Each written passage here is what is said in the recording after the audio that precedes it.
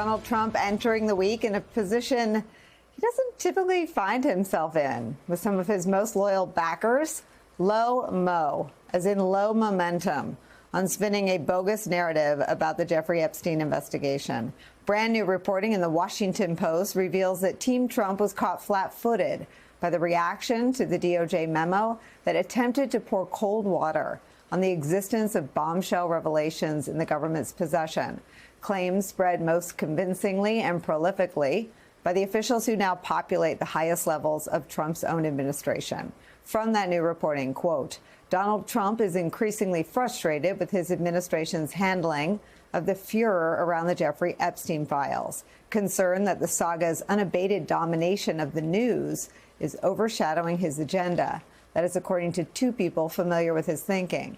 One person tells the Washington Post this, quote, this is a pretty substantial distraction. While many are trying to keep the unity, in many ways, the DOJ and the FBI are breaking at the seams. Many are wondering how sustainable this is going to be for all the parties involved, be it the FBI director or the attorney general. Well, perhaps the FBI director or the attorney general should have dialed back the promises they were making on television about the existence of lists and other evidence, given that they were appointed by a president who has made no secret about his belief that the main function of the FBI director and attorney general is now to protect him. We have shown you many of the clips of Dan Bongino and Kash Patel pushing, clamoring, screaming about the release of the Epstein files. Remember, it is Kash Patel who lashed out at House Republicans back in 2023 by saying this, quote, put on your big boy pants and let us know who the pedophiles are, end quote. Kash Patel also promised full transparency during his Senate confirmation hearing. So will you work with me on this issue so we know who worked with Jeffrey Epstein in building these sex trafficking rings? Absolutely, Senator. Child sex trafficking has no place in the United States of America, and I will do everything, if confirmed as FBI director, to make sure the American public knows the full weight of what happened in the past and how we are going to countermand missing children and exploited children going forward. Everything except release the Epstein material. And that was in January 30th of this year. Less than 1 month after Kash Patel said that in his confirmation hearing, his friend, the Attorney General Pam Bondi, goes on Fox News and says the Epstein client list is on her desk. 6 days after that, Bondi hands out binders to right-wing media personalities and influencers labeled The Epstein Files, Phase 1, a title that by definition implies that there are more phases, at least 2. All of this makes the July 7th memo declaring that there is nothing to see here. There was nothing. There was no client list. Jeffrey Epstein committed suicide in prison. All that becomes all the more confounding, not to us, but to Trump's own allies and supporters. Politico reports this, quote, the administration seemed to want to put the issue to bed quietly with this relatively terse and unsigned joint DOJ-FBI memo. Case closed was the notion. So what happens? Why does the tone change? Wall Street Journal reports that sometime in May, Attorney General Pam Bondi tells Donald Trump that his name appears in the Epstein files multiple times. The mere mention of Donald Trump's name does not imply any wrongdoing, but Politico reports this, quote, it may have triggered a critical inflection point in the administration's handling of the issue and its public statements on the subject. Since the release of the memo, Donald Trump has lashed out, slamming the media for asking questions about Epstein, even though most of the questions and complaints are coming from his most vocal supporters, who are the most steeped in this story to begin with. And they're the ones who've been pushing.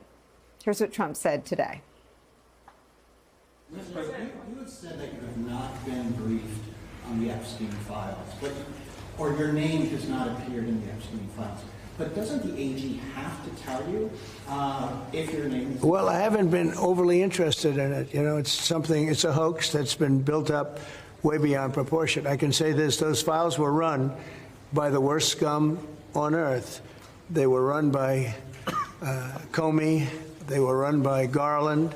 They were run by Biden and all of the people that actually ran the government, including the auto pen, those files were run for 4 years by those people. If they had anything, I assume they would have released it. The whole thing is a hoax. Whole thing's a hoax. That's why I kicked him out of Mar-a-Lago. Hoax. Doesn't even make sense in his world. He's even tried to dismiss the story as boring, and it is a lot of things. Gross, sordid, confusing, but boring is not one of those things. But most importantly, perhaps, none of this is working, really, for the first time. Even Trump's efforts on the Epstein issue itself, where he seems to be trying to get out of it, seem half-hearted and destined to really leave him where he is, which is politically stuck. And maybe that's by design as well. The DOJ pushing for the release of the grand jury transcripts of the case, which one judge has already rejected. Deputy Attorney General Todd Blanche's meeting with Ghislaine Maxwell has lots of people baffled. Here's what Chris Christie, who was once a big Trump backer, was in the running to be AG in the first Trump term, had to say about those meetings. I have never seen this done, ever. The Deputy Attorney General runs the Department of Justice. They don't interview witnesses. And so I wonder, the first question that popped to my mind as Sarah and I were talking about this was, you know, whenever you're a line assistant or anyone who's interviewing a witness, you bring at least one agent with you, if not two. So there are a number of people taking notes and there are witnesses there. We have heard nothing about whether Todd Blanche brought anyone with him to verify whatever he's going to report back as a third independent source. This is highly unusual. And if they're building a case for what and against who? She's in jail for 20 years and her co-conspirator is dead. So what exactly are they doing? It makes it look even worse. I think this is a bad political move for the White House. On top of it, it makes it look like one of the people that is being accused of covering up, Todd Blanche, is now in charge of digging out the truth. So when you've lost Chris Christie, that's where you are. Team Trump, unable to find their way out of a mess, very much of their own making when it comes to Jeffrey Epstein, is where we begin again today. Puck News chief political columnist, MSNBC national affairs analyst John Heilman is here. Also joining us, White House reporter for The Washington Post, Emily Davies. She's bylined on some of that fantastic reporting we just read from. And former Deputy National Security Advisor to President Obama, MSNBC contributor Ben Rhodes is here.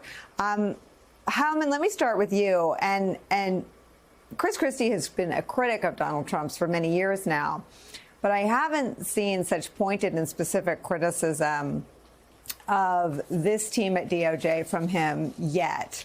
But he asks a very pointed question there. What is Todd Blanche doing, if not seeming to engage in a cover-up from the highest echelons of the Department of Justice? It's a very pointed question, Nicole, and also a very unanswered question at this point. And it's a question that, as you will well remember, our friend Andrew Weissman raised on this program at the end of last week. And he made exactly the same point, I believe, on Friday, where he said, we have no idea if anybody was with Todd Blanche. Extremely unusual that Todd Blanche would be there. It made all the more unusual by the fact that Todd Blanche is not just the Deputy Attorney General, but also Donald Trump's former defense attorney. And the fact that we do not know at this hour whether anyone was in the room with him.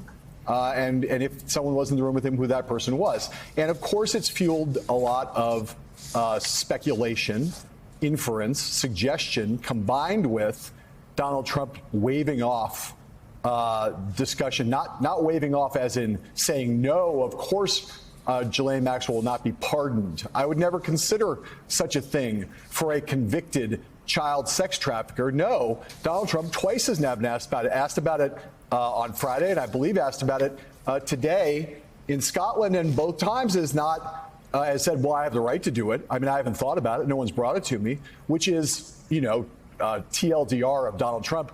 Yeah, it's certainly on the table. I think that's a not unreasonable inference and very easy to knock that down. So if you put those two things together, it suggests something very nefarious. Chris Christie didn't go quite that far in speculation as I just did, and as some have done, many have done.